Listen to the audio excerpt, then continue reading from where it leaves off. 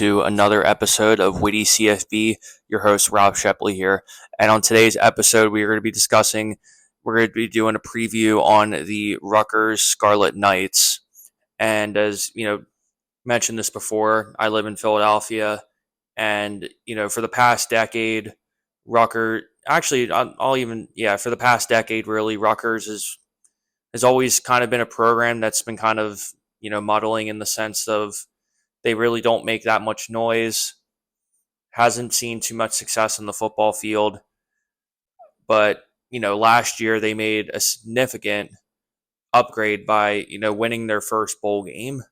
And, in general, I'm a huge Greg Schiano fan. I love how he conducts himself. He's a gritty dude. And I always thought he was one of those coaches that just never got a fair shake. And I would also argue he's one of the most underrated coaches in all of college football. And I think the big question, I'm kind of asking myself when I look at this Rutgers team is to what extent can Rutgers build on from last year? Now, granted, I think they probably exceeded expectations compared to last year because I would make the argument that not many people were kind of expecting Rutgers to make a bowl game, yet alone win one. But I think the question really now comes down to is to what extent can they build on it, and what are some of the obstacles that they are going to have to go through in order to get to that next level. I think first and foremost, one of my biggest criticisms of Rutgers, in general, that I saw last year was I thought the passing game was atrocious, and I thought they were the play calling was way too conservative. Last year they ran the ball 61% of the time, which, I'll be the first one to admit I'm more of a run first kind of coach too. But at the same time, there comes a point where, I just need to see more out of it. It just kind of felt very, very elementary, very kind of just not taking enough chances.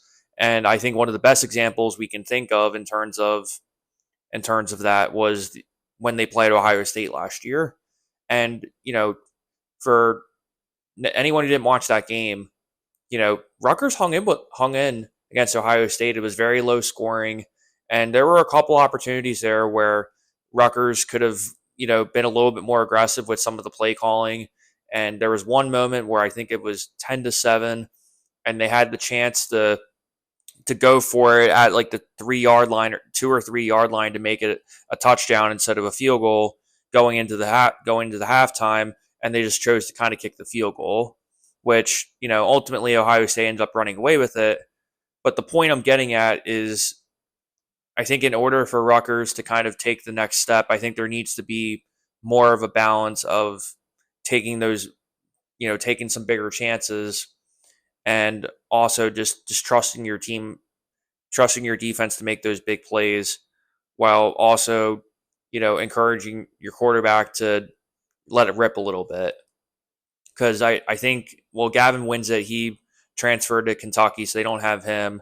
They're bringing in Minnesota's quarterback from last year, Aiden Kalifanakis. I probably butchered his last name, but I would definitely argue he is certainly an upgrade compared to Gavin Winsett, because I think, compared to the last episode I did about Nebraska, I see Gavin Winsett and Jeff Sims kind of in a similar vein, where he has some athletic ability. He can hit guys in stride. He can move. He can run that read option and, really double down on the running game.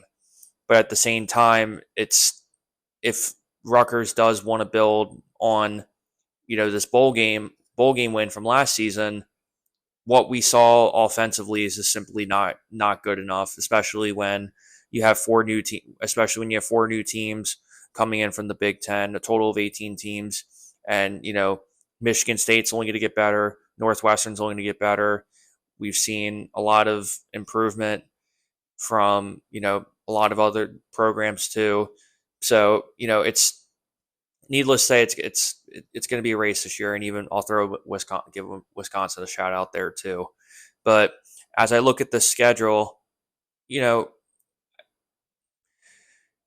I will say particularly, I think the conference schedule is pretty brutal. I mean, you know, playing Nebraska at home is never an easy game.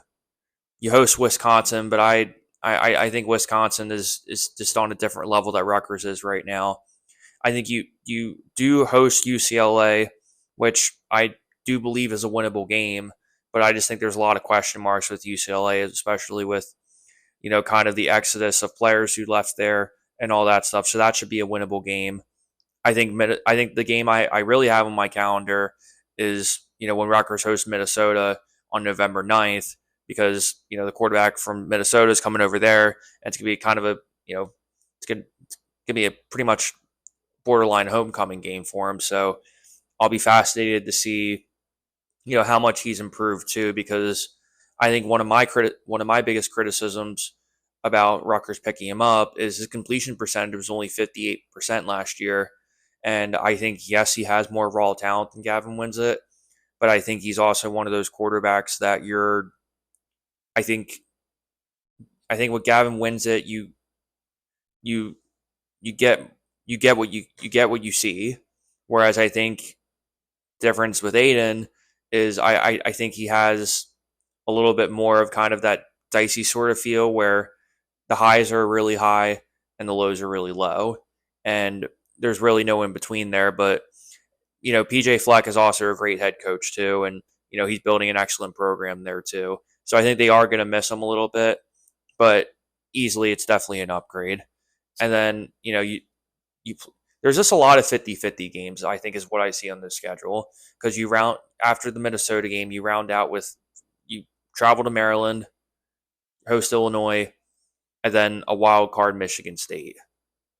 So do I don't I don't think this is definitely a cakewalk. I think what Rutgers' schedule reminds me a lot of is Colorado's schedule, in the sense of there are a lot of games that I could sit there and kind of flop back and forth with in terms of looking at it at face value. I could make the argument, for example, that Maryland's going to win this game, but I could also say that Rutgers might be able to squeeze out a win if assuming that the defense steps up as good as much as they have.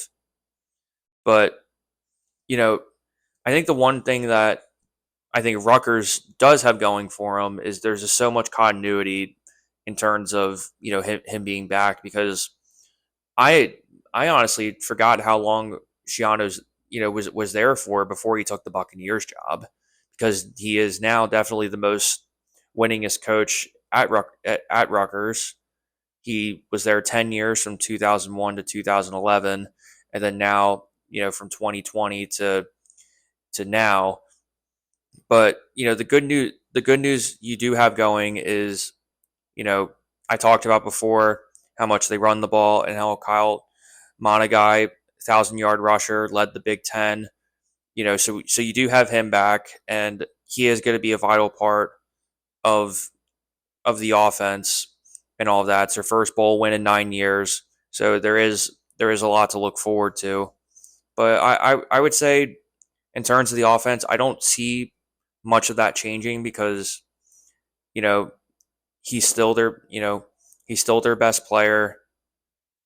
They are returning a lot of those guys, and you are returning some starters on the offensive line too, which definitely helps.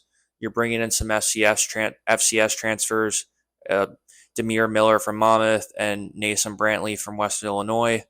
So there are some guys who can break out and have some potential there too, and being able to move, not have so much pressure on, but I think at the same time, you know, you are upgrading the wide receiver, are upgrading the quarterback position, and you are returning the majority of your offensive line too.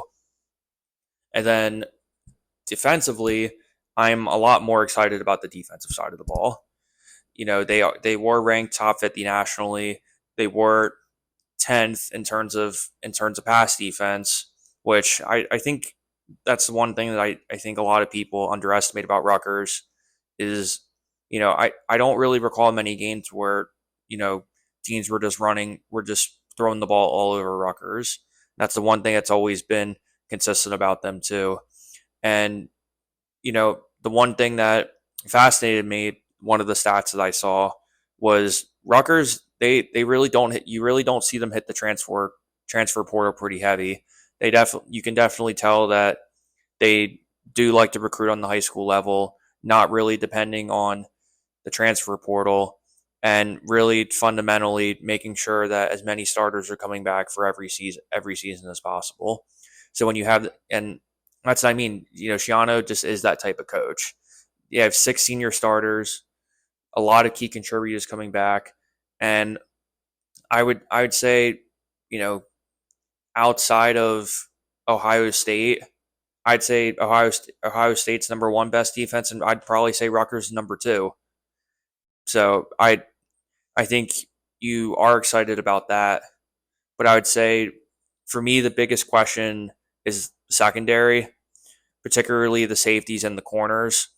It's more of can they replace the productivity that they had last year, because Max Milton is going to the NFL, and they didn't really, the recruiting class was not great, but also it wasn't terrible.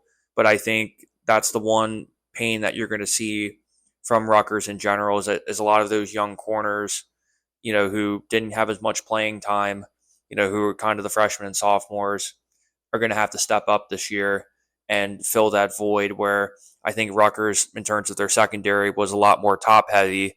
Whereas this year, I think we're going to see more of kind of a flat line, where you have the top guy and Robert Longerbeam, and then you have the sort of other two or three corners that you can all kind of put in rotationally, and go from there.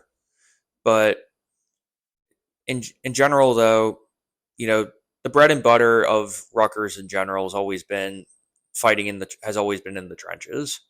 Schiano's always been great at coaching on the offensive line. The defensive line has always been pretty stout, and generally speaking, do I think they can make a bowl game? It's possible, but at the same time, I don't. I think the threshold to me, I think you're kind of looking at somewhere between a 5-7, 6-6 season for Rutgers. But I would say, out of all the coaches that I do think can, supersede expectations, it's Greg Schiano.